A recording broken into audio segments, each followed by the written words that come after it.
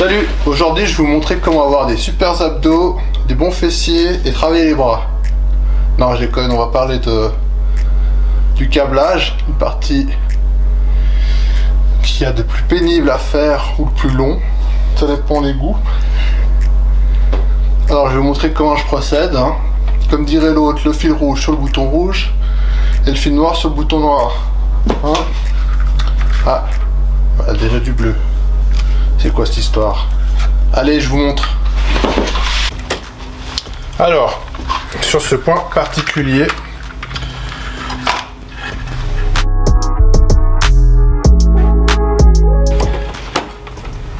donc vous m'avez vu étamer chaque éclisse. Maintenant, je vais pouvoir préparer mon fil que je vais venir souder à chaque fois. Et comme d'habitude, je retrouve pas la moitié de mes outils.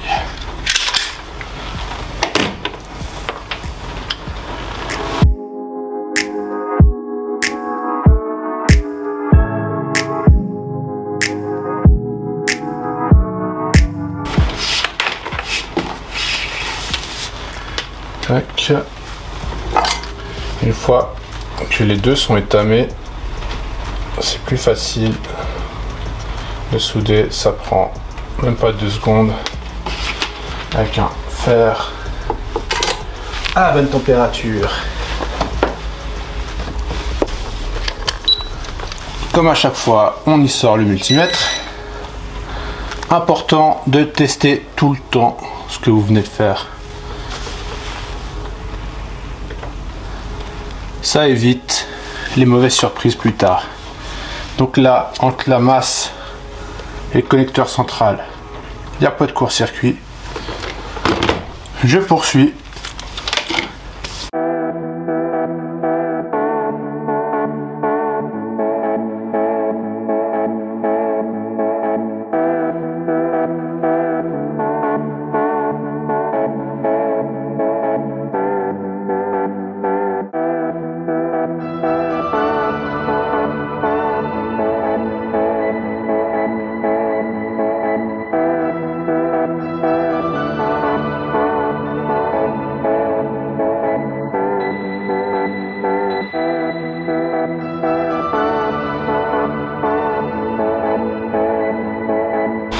Donc, après la soudure en surface sur la voie, on se retrouve sous la maquette pour faire les bras. Donc ici, je commence par poser le chemin de câble.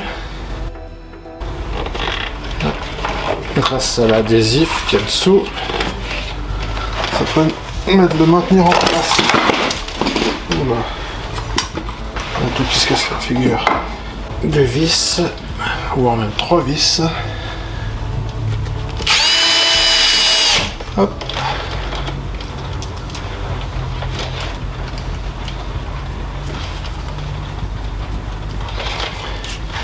Est-ce qu'il faut que je rappelle que la vis... Est-ce qu'il faut que je rappelle que la vis que vous allez mettre ne doit pas dépasser le plateau?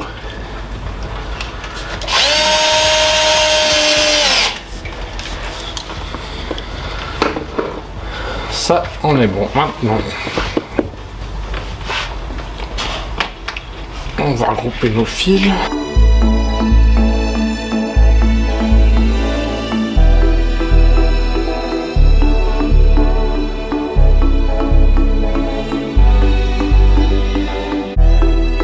Donc maintenant mes câbles sont à peu près ordonnés.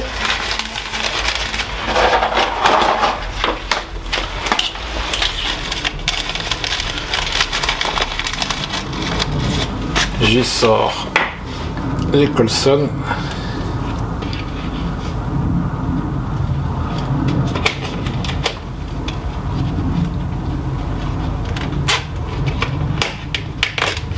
Et on commence à attacher tout ça pour que ça reste le plus organisé possible.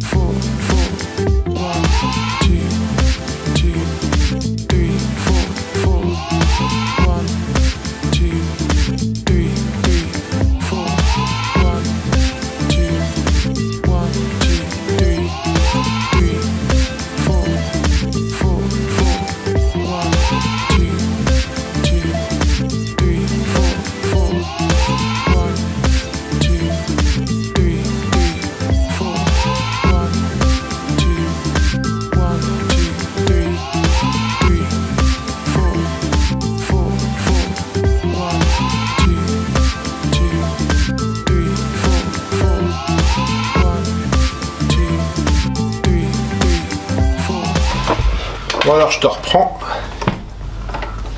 J'ai pas mal avancé. Hein, en 2 heures. Non je déconne, j'ai mis moins de temps. Là on coupe. Donc ça c'est le feeder. Donc je le coupe tout simplement pour intercaler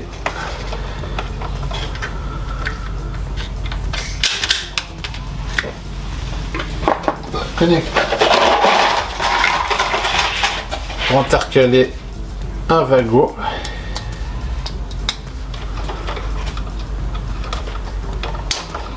Hop. Hop. On sort sur du milieu.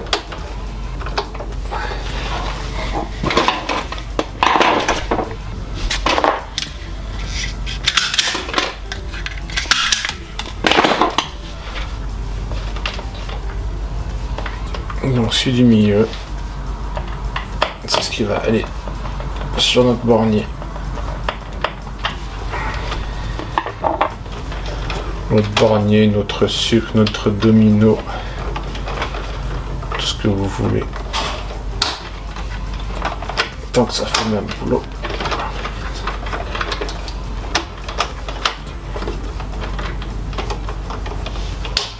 Voilà.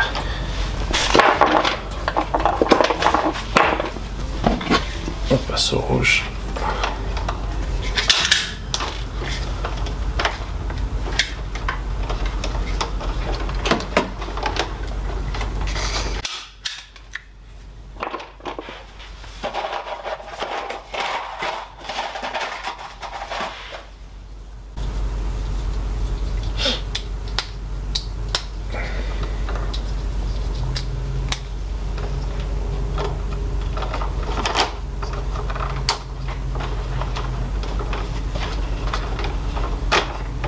Je vous ai pas filmé, mais si j'ai qu'une voie à alimenter, eh bien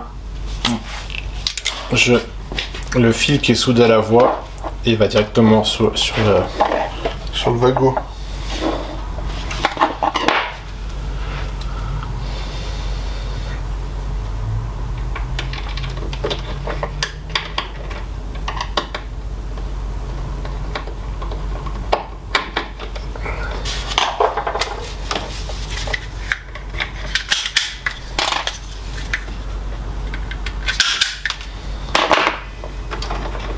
Et là vous me dites pourquoi tu sertis pas, c'est du rigide. Et voilà, c'est terminé. La dernière touch.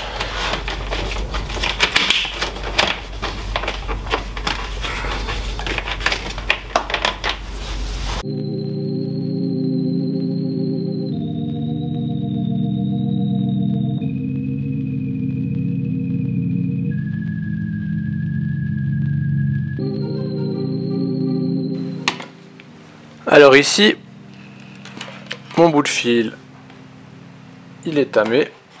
L'éclisse, elle est tamée. Il n'y a plus qu'à finir de le placer.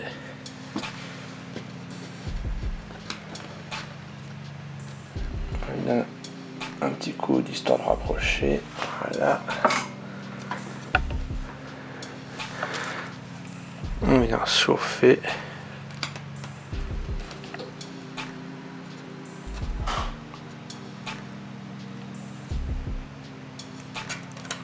Juste pas.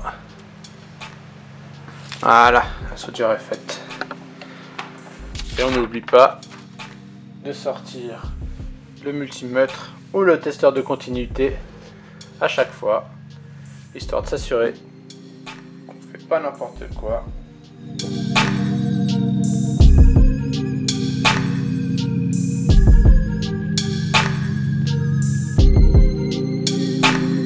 Alors quand je vous parle de décodeur, de tableau de commande, en fait je parle de ça. Donc ici c'est le premier tableau de commande que j'ai réalisé pour ma gare principale, avec ici tous les SDEC 4 mm qui sont les commandes d'aiguillage. Le câblage passe derrière. Derrière, il y a un chemin de câble à peigne, comme vous avez pu le voir dans le reste de la vidéo. Et ici, les RM88N avec le câblage en bleu. Et pour pousser le bouchon un peu plus loin, mon bus S88, c'est du câble RJ45 plat, bleu aussi. Et en plus, là où je me suis fourni, il y en existe des de 10 cm. Alors quand on les met côte à côte, c'est parfait. Ça évite de se retrouver avec des grandes longueurs.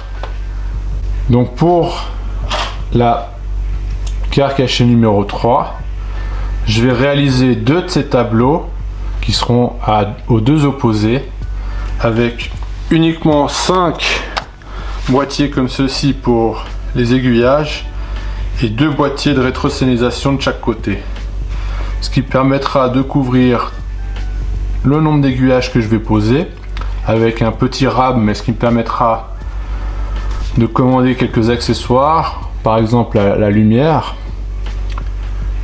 Et pour ce qui est de la rétrosignalisation, théoriquement il devrait me rester quelques contacts de libre, mais ça c'est jamais perdu. On peut toujours descendre un fil depuis le niveau supérieur sur ces contacts là. Allez, c'est le moment de conclure. Donc à l'heure actuelle, donc nous sommes mercredi, je vais faire le montage demain, je vous sors la vidéo vendredi, et là sur le câblage il est grosso modo fait à 80%. Il me reste là derrière où se trouve le fer à souder avec la rétrosignalisation et puis la réalimentation. Au niveau pose des voies, j'ai pas avancé, mais il me reste une boucle qui va permettre de relier ces 2 plateaux ensemble, une rampe hélicoïdale et une rampe droite. Et ensuite le dernier point sur la pose de la voie, c'est un tronçon de 3 mètres environ qui me reste à poser pour relier cette carcasse numéro 3 aux 2 précédentes. Une fois que ce sera fait, je pourrai faire tourner un train en rond. Et ça, ce sera la première fois en 4 ans. 4 ans que je suis sur le réseau. Bon, les autres parties sont fonctionnelles, mais en point à point. Et enfin, le dernier mot. Donc le câblage, c'est pas évident, ça prend du temps. Quand on lève la tête de sur la maquette, on a l'impression qu'on n'a rien fait.